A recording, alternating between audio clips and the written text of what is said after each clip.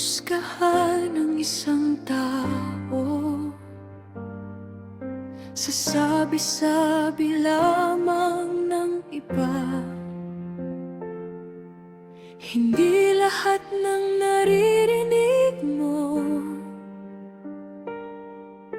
ay siyang buong katotohanan. May mga luhang hindi nakikita, may mga sugat na tahimik lang, may mga pusong pilit lumalaban, kahit sila'y palaging hinuhusgahan. Bago ka magsalita ng masakit, pag-isipan mo muna ang lahat. Baka ang taong iyong sinisiraan ay matagal nang pasan ng kanyang laban.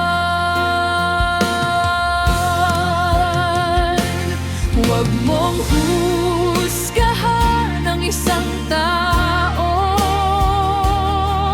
batay lang sa naririnig mo. Alamin mo muna ang buong kwento bago mo siraan ang kanyang pagkatao.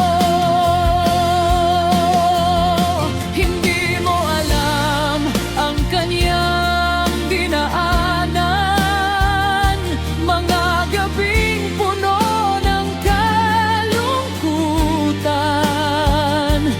Mas mabuting umunawa kaysa manakit, pagkat ang Diyos lang ang tunay na humahatol.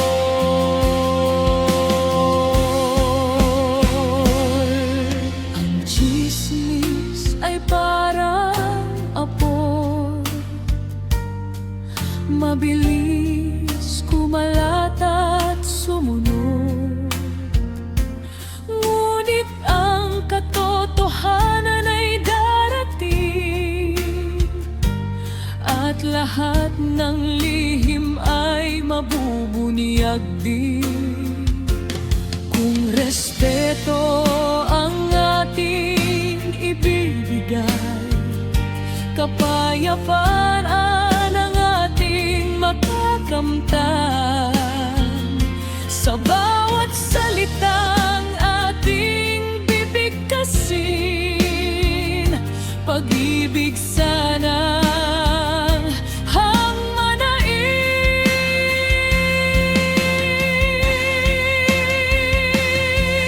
Hindi sukatan ang isang pagkakamali upang habang buhay ay ikaw ay maliitin. Lahat tayo'y may kahinaan at lahat ay may pagkakataon.